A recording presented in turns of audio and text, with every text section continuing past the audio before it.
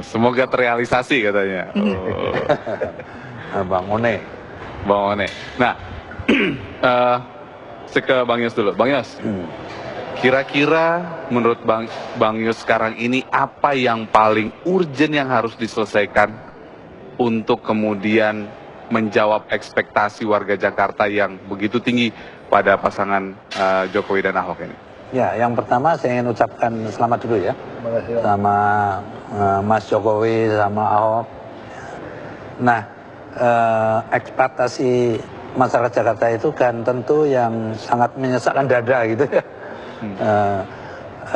Ranking pertama tentu kemacetan ya, karena kemacetan itu sepanjang masa gitu.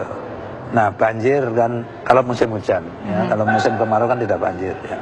Tapi ini juga menjadi idaman orang untuk bisa diatasi. Jadi setelah di balai kota, saya harapkan kan Jokowi Ahok ini membuat skala prioritas, itu kan. Nah, yang perlu saya beritahu adalah bahwa masalah-masalah krusial itu, kemacetan, banjir, kependudukan, kumuh, lalu apa namanya, premanisme juga tuh, Bang. Premanisme ini oke kah itu Bang, tapi sampah itu juga momok juga kan.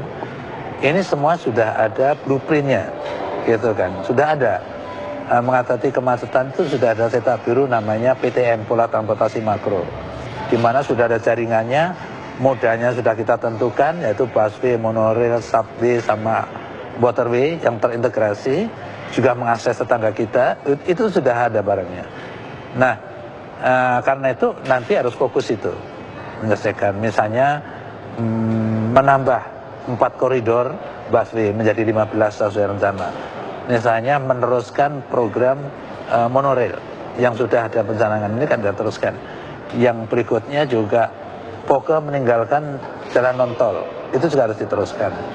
Nah, untuk diketahui masyarakat, memang sebagai kandidat pasti harus ada janji dong, aku nanti mau begini, mau begini. Tapi perlu diketahui bahwa sekarang ini tinggal 3 bulan APBD DKI itu untuk tahun 2012. Dan APBD ini adalah APBD-nya pejabat lama. Dan ini sudah melalui mekanisme ketok palu DPRD. Jadi tidak mungkin bisa dirubah. Yang harus dilakukan Jokowi Ahok adalah bagaimana melanjutkan ini sesuai program. Itu artinya masyarakat jangan lagi janji dulu sama dia. Ya, janji dia yang harus dibayar dan teruskan ini semaksimal mungkin. Semaksimal mungkin itu artinya jangan sampai APBD ini banyak tidak terserap sampai triliunan, jangan. Jadi beliau berdua mengawasi secara ketat dinas-dinas yang punya anggaran ini agar target bisa dicapai. Nah, pada saat yang sama atau mungkin beberapa hari bahkan setelah dilantik, beliau berdua akan memimpin namanya RAPBD, Rencana Anggaran Pembangunan dan Belanja Daerah.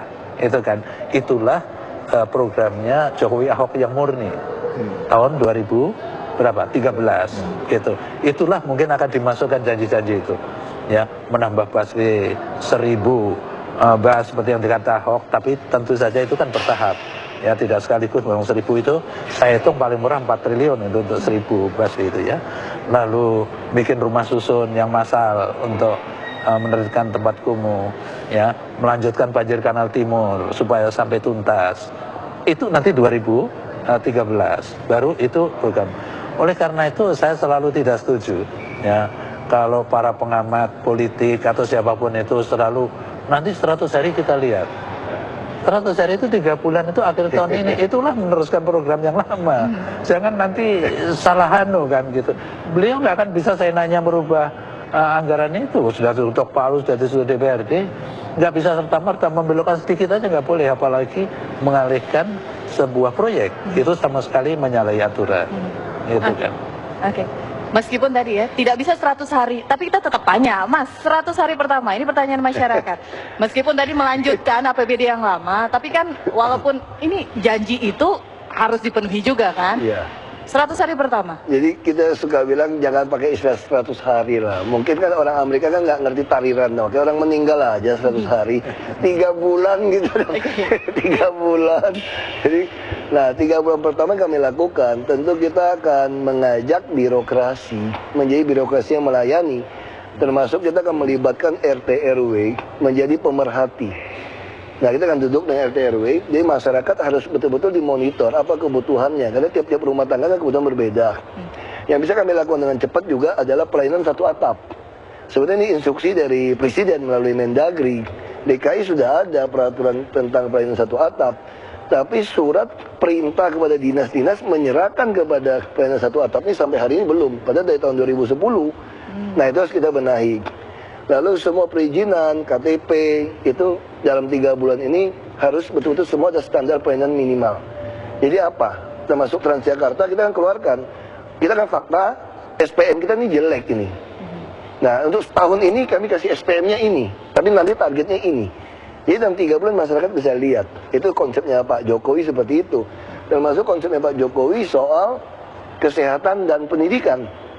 Ya langsung kita akan menjalankan, asal Anda mau masuk di kelas 3, ya kita layanin dari puskesmas. Jadi istilahnya gini, jangan sampai ada orang miskin ketika anaknya sakit, dia tidak punya uang ke klinik, ke dokter praktek, jadi anaknya dibiarkan, hanya minum obat sembarangan. Nah minimal anaknya harus dibawa ke puskesmas, kita layanin. Kalau puskesmas obatnya dia kecewa atau tidak sesuai, silakan berargumentasi dengan kami, kita akan turun. Tapi kalau yang merasa tidak yakin dengan puskesmas, Anda masih punya simpanan, silakan bawa ke klinik swasta. Tapi prinsipnya itu tidak boleh ada satu orang pun warga DKI yang kehilangan jaminan kesehatan dan pendidikannya dalam 3 bulan ini. Nah itu yang akan kami lakukan. Tentu tidak bisa kotak-kotik APBD, kita akan lihat bantuan sosial sampai di mana, uang penguatan di kecamatan yang 5-6 miliar sampai di mana, penguatan di kelurahan sampai di mana, dan dalam 3 bulan ini juga Pak Jokowi punya rencana, kita bisa membuat gotong royong bersihkan parit atau got dengan pemuda-pemuda. Nah kita akan cek di kelurahan ini penguatan yang 4 miliar ini kemana pakainya, termasuk semprot fogging kan.